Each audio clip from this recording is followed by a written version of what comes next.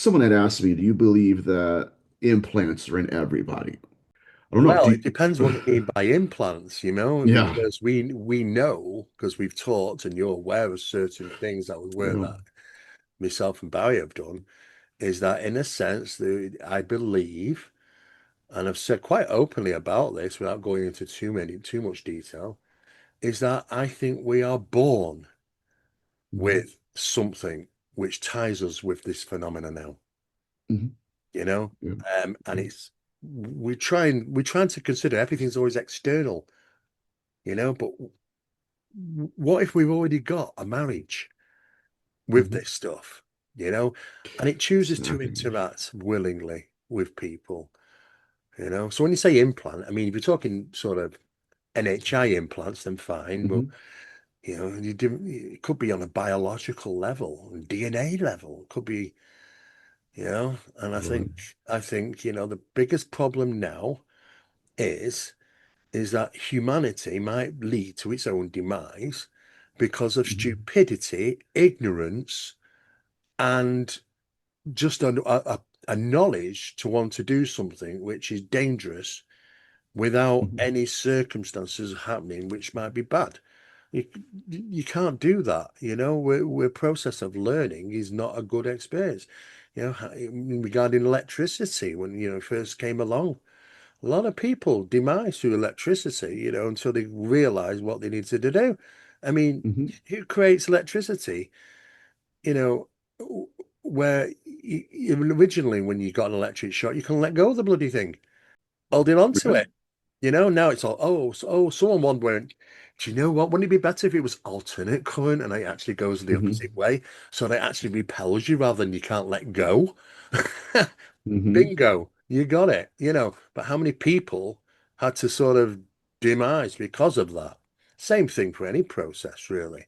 You know, it's a learning curve, but maybe I don't think when it comes to this the phenomenon, it's very cleverly utilizing. It's made sure it's doing the business, it's doing the work, it's doing the job to keep people interested in it and giving Mhm. it what it wants.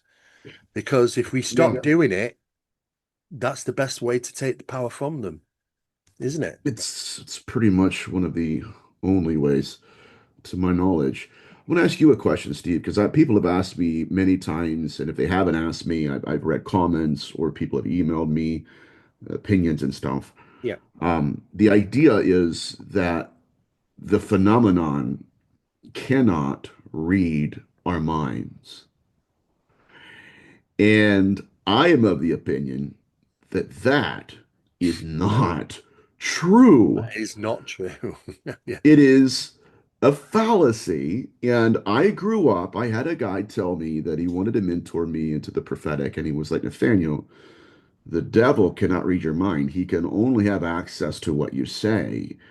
And I was like, what? You know, there again, if we got into the case studies, it's laughable. I mean, It really, it is, is. Steve. It's like that's actually hilarious to think that because the case studies are demonstrably Well, they in the use other your own direction. memories against us. In Yeah. many occasions, we're tormented by things within our memory sometimes of an Mhm. event, of things from the past which weren't good. Sometimes people are plagued with that, tormented with it. How did he know? Mhm. Well, you don't openly talk about. People bury these bad experiences, Of things that course, happened to them in the past. They don't openly talk about them. So where are they getting the information to use it against them? When we did the experiment, it is. and when we were in communication with NHI during it was an advanced experiment. It took us through seance into poltergeist into NHI communications. And it took about 16 months to get that far, just to get the Mhm. circle right and get there. But once it was achieved, we asked the question, can we ask some questions? That was the question. Can we, next session we come to, can we ask 10 questions? Would that be okay? And we were Mhm. told it would be okay. So, of course, we went away and had a meeting to sit down with the rest of the crew and what 10 questions shall we ask? And some come up Mhm. with different things and some asked some silly ones. Hey, some guy said, is there any, ask him if there's aliens at Area 51. I said, aliens at Area 51. How would you know what the answer should be? Hmm. And he just paused Yeah. for a second and said, "No, you waste. That is a wasted question. Forget it. You don't ask questions like that. Can't prove if you said yeah or no. What are you supposed to know?" Oh my Exactly. gosh. So we it took a long time to sort of sit down and write out 10 questions. Now, Hmm. when we went back to that session, right, and we said, "Look, we got these questions, and we okay to?" You said that we'd be able to ask them. Was that Hmm. still okay? And basically, it's been okay, no problem, sort of things. Okay. But before we could even give the questions, they delivered all 10 answers. And it was really hard. Hmm. It was like, ba ba boom, then a gap, ba ba boom, then a gap, ba ba boom. And Hmm. it's like, and they were actually, I think they were even might have been in the order of they actually were on the sheet. Hmm. So, how did they know? Did they see the writing and understand it? Were they infiltrating the meeting that we had when we actually Yeah. decided what questions to ask? Or did they obtain it from here? Yeah. And I think the easiest method for them is to obtain it from us because we're just an open walking book. And how many times have they utilized this stuff it's in here against us, which means they can tap this. No. You Yes. know? The inner dialogue is often weaponized against us. And I mean that's why it was so funny to me when I heard that theory. I was just like, well, that's weird because we know that they're telepathic at the very least. If they can communicate to our inner dialogue and hear it, Steve, what's the difference between that and, hey, I have a thought here? That's literally how they were communicating. And it's just so funny to me because, there are very few things now in the field that really humor me. And it's just like, oh, that's one of those. It's like, well, that's no. No. If anybody's turning around and saying that, they really haven't done the homework, to be honest, because there's No, no, not at plenty of all. demonstrations that the phenomenon is utilized exactly what we're thinking. You know, I mean, Exactly. some people have even said, look, they knew that they were having paranormal disturbances in the house. They sit there and they might be on their own, so they're not communicating with another person. And suddenly a thought comes through the mind, I'm going to go into the kitchen and get this. Until they go into the kitchen and it's not there. How did that? Yeah. Why is it took something which you were thinking about getting? So you did got to absolutely 100% are actually grabbing it from us. We are, and we can't help it. We are open books, and it can tap the Mhm. source. So really, they can get anything from us, absolutely anything. Our worst fears. I mean, how did he manifest something which is our worst fear? How do you know what our worst fear is? Oh, yeah, You yeah. know, some It's some people have terrible fears of weird things. mhm. The phobias, I mean, phobias. I remember doing research when I was doing psychology. Freudian wanted to do flooding technique. In other words, if you're Mhm. scared of spiders, we'll throw you in a room where there's 50 spiders, and through the flooding technique, eventually you'll succumb to understand and be okay with around spiders. You won't be phobiatic of them. Of course, it was considered pretty nasty to do, and not a Yeah. very good thing to do. So it kind of got outruled, the flooding technique. But phenomena tends to utilize things which is your deepest fear sometimes. And you think to yourself, but Yeah. how did the bloody thing knew? How did it know what my ultimate fear was? It could be something obscure that you'd never think of. Or oh yeah, of course. Or like in Paul Eno's case, the late Paul Eno. I was on a show. It's a very, very fascinating guy, very kind gentleman. But something happened to him when he was in the seminary. And it like he was telling the story at the Exeter UFO Festival, I think in 2020, 2021, I think maybe. And just tears streaming down his face. This happened when he was a kid. So what happened, and I'm not going to get too deep into this, this is very dark, but this is an example to people who want to hold to dogma over data. This is one of the cases that's glaring in our eyes that, okay, yeah, they can read minds. Where something happened to his father, it was really bad when he was 8 years old. He witnessed it as a child. Well, later on in life, he's at seminary. And one of his priests, I say, hey, Paul, you're studying the paranormal and, the religious texts. Would you like to go and witness an exorcism? And Paul's like, you know what? It's in my wheelhouse. Might as well. So he goes there. And it's a woman, and she's writhing around in a room, and they've got her cornered, the priest does, and they're doing their relics and their rituals and everything. In his mind, he says, "This is baloney. I don't believe it." He said, "I never uttered a word." And he's like, at that point, he goes, "It did kind of look pretty fake." He's like, but out of nowhere, just snaps to attention.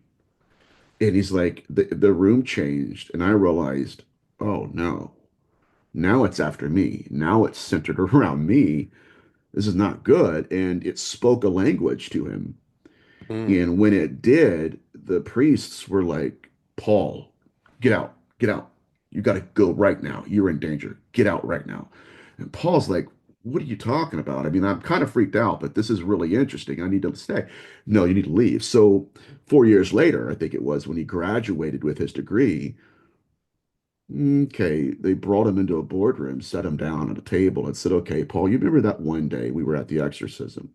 The first one. Oh, yeah, the lady. Yeah, okay. Do you know at all what happened that night?" "No."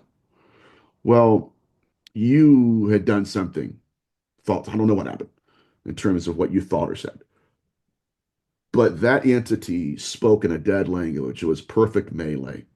mm, And in Malay, we knew it as soon as she said it. We were like, oh, no, no, no, no, no. Because the entity looked at Paul and said, I was there the day when your father passed away." And yeah, Paul's like, what? And the entity said, and I'm the one that caused it to happen. Paul. yeah. In perfect Malay. Mm, So when people, it's frustrating because again, I'm a data guy. So are you.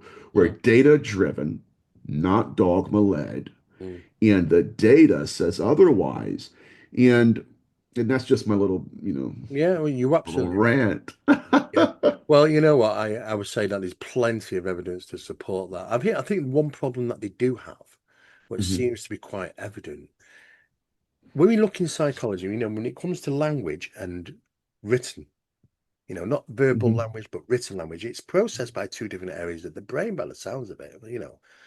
So mhm, you got language through vocalization, which is thought patterns, you mhm. know, and written. But when you go through research over the years of incidents where, especially poltergeist type stuff and other things, where they've written things. Now, Yes. they don't seem to be very good at it. Good at I know. I've seen them. It's Have it's you seen really them? sad. I mean, Yeah. but then it's a little difficult maybe, and this is why that, oh well, we prefer to sort of interact with an individual and get them to do it for us through automatic writing Mhm, because they're not great at it themselves. Let's go through a person, therefore we'll use their skills of writing to do so. Okay. mhm, There's not much. I was asked this question the other night, where automatic writers they don't really exist anymore. It's gone. mhm, They don't do that anymore, probably because of the internet and everything else these days, rather than writing things out. Who writes anymore? You lose your mhm, skills in writing, don't you? Writing skills because everyone's typing. But it's like that phenomenon's gone. But it was a phenomenon utilizing these people mhm. because maybe it's Yeah. not good at writing, because writing and language is a different thing. And they can understand language because they seem to multiple languages they use, multilingual. No matter what country they come from or what language is language, Yeah. which is interesting because when you come to the ritualistic practices, it doesn't matter what language they're using to deliver the ritualistic practice, it's the same process. The Mhm, language is it doesn't matter. It's the intent and the process, the words and how they're going about it. Those mhm, words might be called something different in another language, but it doesn't matter. It doesn't matter to them. It's like these are the golden words. This is what needs to be mhm. said in any language will have meaning, you know?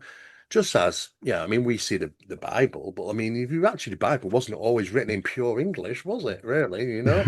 Unfortunately not. Yeah, yeah, yeah. You had to, yeah, the Exactly. root words and all that. I'll tell you what, I have a good friend of mine that's another, he's dead now, but his name was Dr. Michael Lynch. And he and I differed on many things regarding the phenomenon, and we would kind of poke at each other. You believe they're all aliens, and he was like, you believe they're all demons, which neither of us believe that, right? It was just interesting it's fascinating. It's a little bit more complicated than that, unfortunately.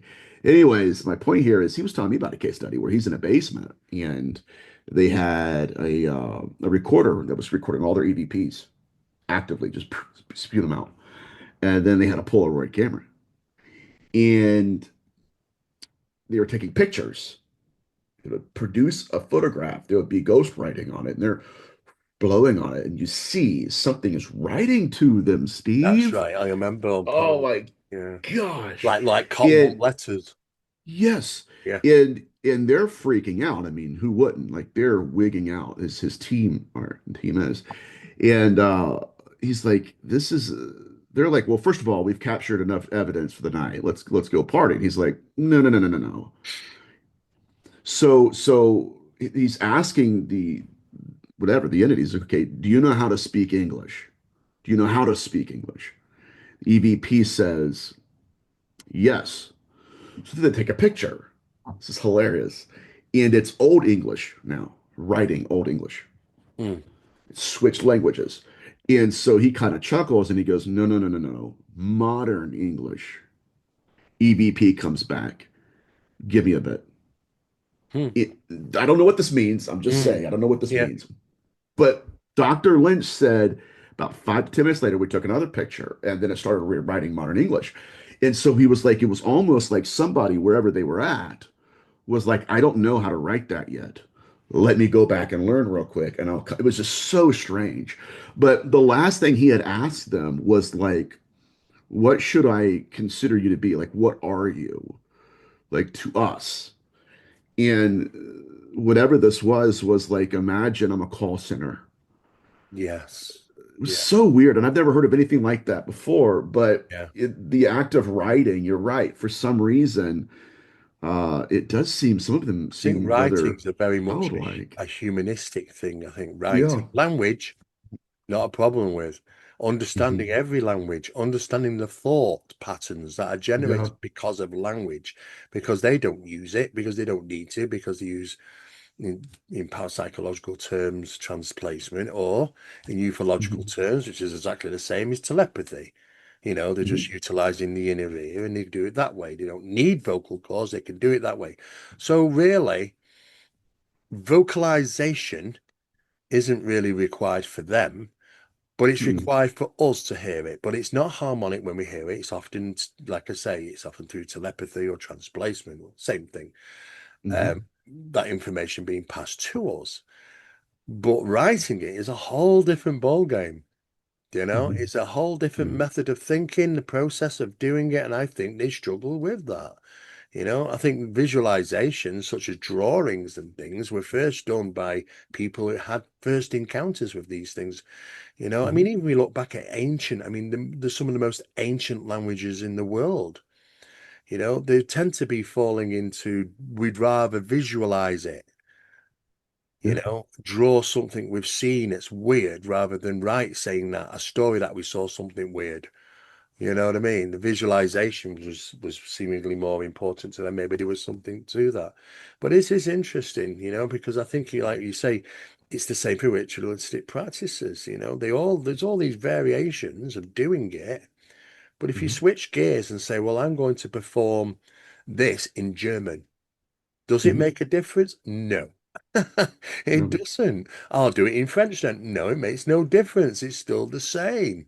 You know, right. it's the invocation. Names are important, such as whoever you're referring to, they have to stay the same, of course, but hmm because sometimes it's down to certain frequencies and pronunciation, you know. But yeah, ritualistic stuff. I mean, somebody said to me once, Steve, have you ever heard of linguistic rituals? I said, hmm so what do you mean linguistic rituals? You mean somebody said, he said, oh no. He said, it was done in the 1970s at Hollywood. hmm I said, tell me more.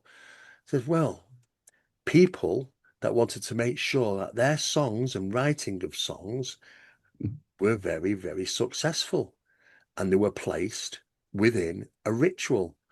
And the ritual was conducted to hence make the song hmm exceptionally yeah, popular. And that's not just the actual music of something, but the lyrics, the linguistics that they're using, you know? Uh, Hmm. And you think to yourself, really? People actually, and he said, yeah, I believe there were services. So somebody, can you imagine if you're like, you're a songwriter or you're trying, you're trying your best. Somebody comes up at the bar light and says, "Do you know what? Looks at I said, I can sort out that song for you. I think I can make Hmm. it, make it might cost you a bit of this, might cost you a bit of that, but I have ways and it's been successful and this, that, and the other. I won't put Hmm. it past them doing that, you know. But at the end of the day, it I doesn't matter what you're asking for, it's the deal. It's the It's the important bit. deal. Oh my gosh, I have a friend of mine that has a doctor of divinity, and we hopped on a Zoom call, and I asked her, I said, like, what about my work has resonated with you the most? And she was talking about the symbols that are found on people, and she's like, Mm. one day I got a phone call, and I was asked to meet with a famous music artist Oh, at a hotel. And she signed an NDA, so there's not much that she could tell me outside of what I'm going to tell you guys. mm. But she's like, so I get in there, and it's like a five-star hotel, like a Ritz-Carlton or something. And we're in this room. They got security there, and I realized very quickly this person's world famous. The hotel they're staying in, the kind of people they have around them, that they have handlers, they have security guards. Who am I going to meet here? Because this is a huge deal, whoever they are. And sure enough, they hear this person come to them, and she realizes it was a man. Like, this guy is world famous. He's very, very, very wealthy.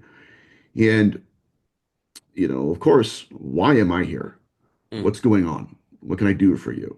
You know, you're on my time now. Yeah, Like, you yeah. interrupted my evening. You better be up front. And the artist starts pouring his heart out. He's like, I wanted to be wealthy. I've wanted to be famous, and I wanted to have a hit song. Someone approached me and said, okay, if you want to have a hit song, you need to be in contact with an entity. Now, I'm not making this up, guys. This is actually happening. And it's absolutely crazy. But she's like, and I started performing this little ritual before we started writing, and I didn't think anything of it at the time. And now I have these on my back. Steve pulls his shirt over, and Ah, she's like, and there are sigils that the entity had carved into his flesh.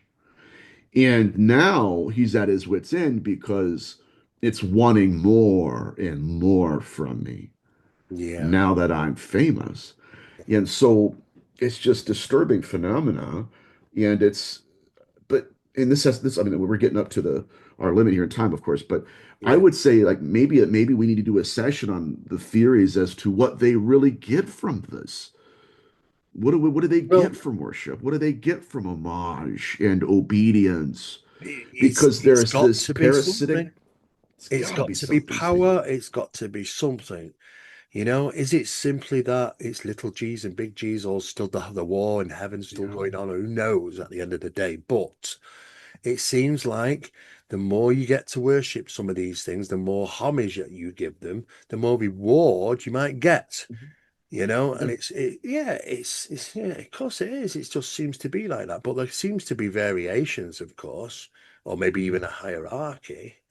I just don't know, but it seems to be the same pattern, and it doesn't seem to have a limitation. Even if you No. want to do a ritual practice over your vehicle because it's crap and it keeps breaking down, and Mhm. suddenly it might not break down for 3 years. Thank you very much. But it's not. Mhm. I think it can apply it to anything that you really want. But there's always a cost of something, always. And Mhm. but if you can become useful to them, they'll make sure that, oh, we'll latch on to you. I've got a question for you though, because when you talk about these sigils, some Mhm. of which do seem to be subdermal coming Mhm. through. So have any of these symbols you've seen before? but not in the same way. In other words, you look at it and you go, I recognize that from somewhere, but not actually on Mhm. somebody's body or something. Is it a recognized sigil from Yeah, somewhere of else? course. In some cases, Yeah. they are. So Right. when they do subdermal, think Mhm. about this. They are doing it externally because if you Mhm. were something on the inside, it would be the reverse way round for you to Mhm. see it.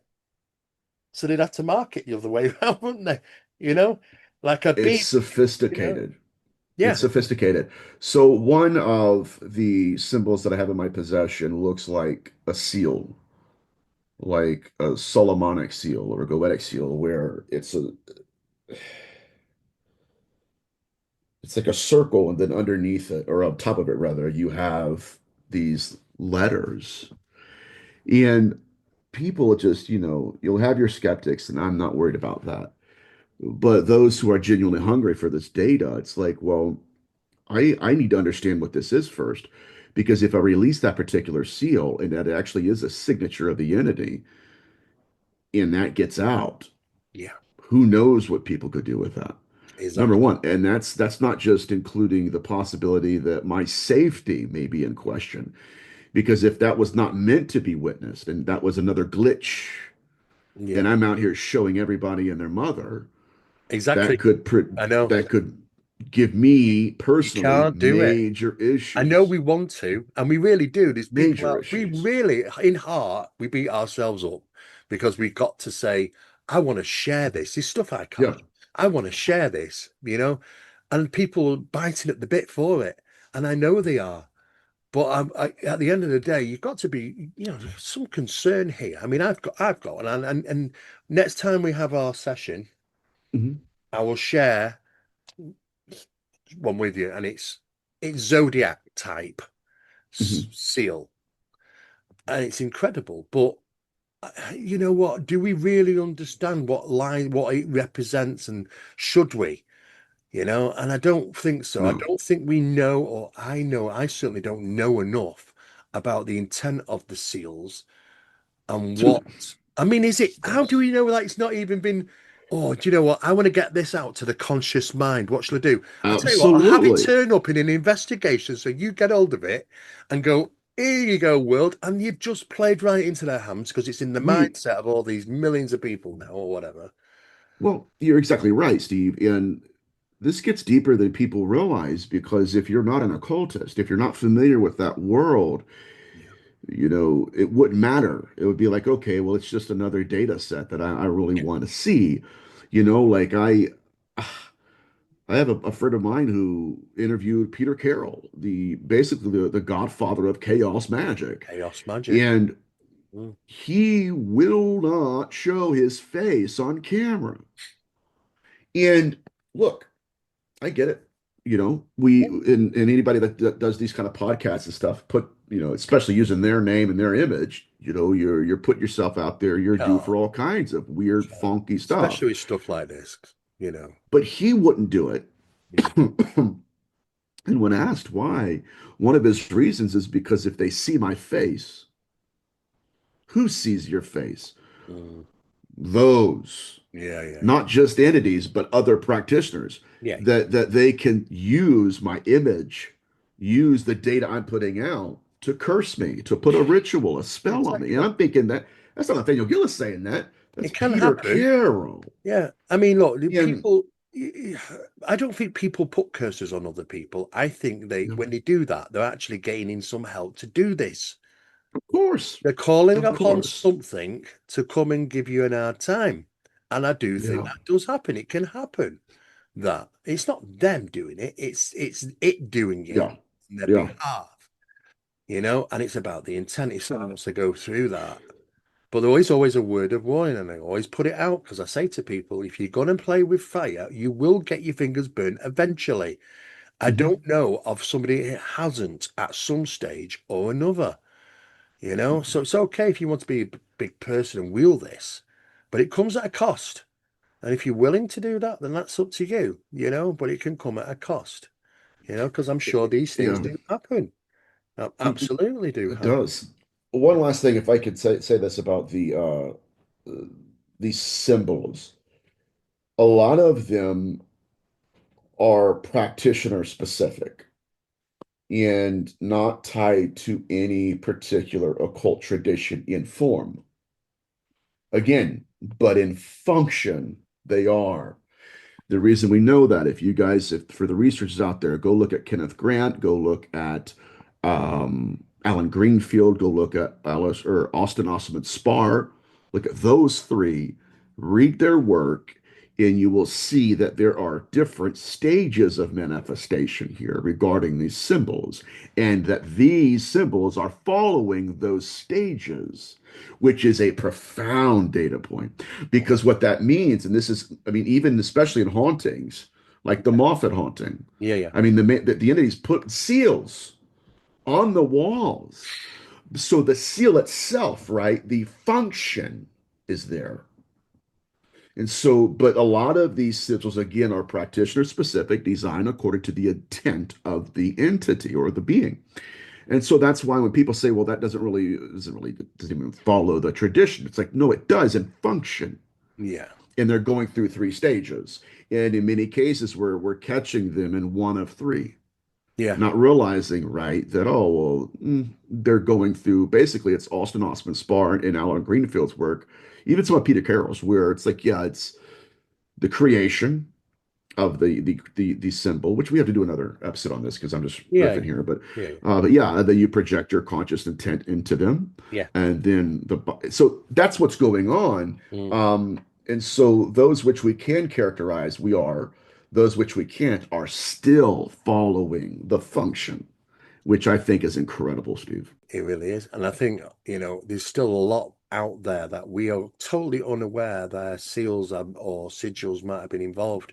It Hmm. doesn't get talked about. Things are always getting pushed under the bloody Yeah. carpet, And this is the problem because we might get to hear stuff and you think, well, we can't draw a true statistic on it because Mm. there's effort to keep this secret, there's effort to keep it hidden. These type of things. I mean, I'm still learning. I mean, it was what was it? Only last week when I was talking to Diego Tichese from Hmm. Brazil. And Hmm. he'd done a lot of the research regarding Colares and stuff and still continuing on that. And I didn't Yeah. even know. I mean, I consider I'm pretty clued up when it comes to Colares, but I learned Hmm. something, that my figures were out. Hmm. Yeah, there were more people that died than I thought. There were more people that witnessed. Over 200,000 people witnessed the incidents over a 3 or 4 month period. Wow. And the biggest thing I didn't know about is that a lot of the people went missing and were never found at Colares. I didn't know that. I had to go back Yeah. and ask him again. I said, Diego, what? What are you saying? I mean, they disappeared. People vanished during the incidents and were never found anymore. Yeah, I wasn't even aware. And it's never been publicized, that. Never wrote about, No. never documented, never mentioned on any TV show regarding Colares. I'm thinking, why? you Hmm. know, what happened to these people? Where did they go? So, like I say, there is an effort out there to just keep this under the So, carpet, including the so seals, the sigils, and all these other things. Probably the most important things, really, isn't it it? is. The most important In things my are getting mind, swept away. they are. And then you meet people who, I don't know, somewhere in their mind, they're like, well, if I haven't heard of it and you have, it doesn't exist. It's like, well, that's the whole point of us being researchers. Like, that's what our job is to go out there, pull things, bring it to your attention so that you are aware of some of what's actually going on in the field. Um, and again, I need to provide a caveat here. I'm not saying it happens all the time on every person, No, no, it doesn't. No. but they are occurring. I mean, these people are being performed upon, and at the end of the day, we're seeing the end result of it Yeah. and trying to put the pieces together. And here's my last thing. While at the same time not trying to trigger the attention of the entities. Now that's the tricky part. That's the key part. You want That's it, you want the data, we want to give it to you. But at the same time, yeah. it's my blood pressure, it's my heart rate, It's, you know what? You're right, it's and I my know. medical I bills, sh Steve. and Right? I sent you a photograph of the three Oh I am taking at the God. moment. It comes Yeah. it's heavy going. It really does. But yet, Yeah. at the end of the day, if we can just give some details out which helps people from getting on Mhm. that wrong bloody path, and not only that, but to be able to identify the deception, Yeah. identify that, these things come out when the worst time when you need them. And they go, oh yeah, we'll be Yeah. helpful. And all you got to do is this, no, you got to do with that. People need to identify that. Things would be a better world, I think, if it wasn't going to be that everybody was just residing with them. And I think if you can do Absolutely. some good, it's worth it. But at the end of the day, you are right. Everything is got to take small steps, just the way it is in this game, unfortunately. Unfortunately, brother. All right, buddy. Well, it's been good talking with you, pal. And I've got some Absolutely. things next time. I realised that I hadn't touched on the paranormal mechanics in hauntology or poltergeist really Oh, much. So I'm I've gonna got eat that I've up. got that Everybody is. Yeah. got some of that stuff to go into probably next Okay. time. And also mention something about the current stuff which has been Mm. going on since the age of disclosure. It makes me laugh. Oh yeah. The Yeah. name is just incredibly funny. Age of disclosure. Really? What disclosure? And do you really know what disclosure means? I think they'd probably be one for the hills if they knew. But some interesting developments which I've come to find out actually about that. I know you know a few things, but a few interesting Yeah. developments I've discovered. We'll mention it next time. Yeah. All And right, brother. in Always the a pleasure, meantime, Steve. take care, buddy, and we'll talk soon, pal. All right, buddy. See All you. right. Ta-ra, mate.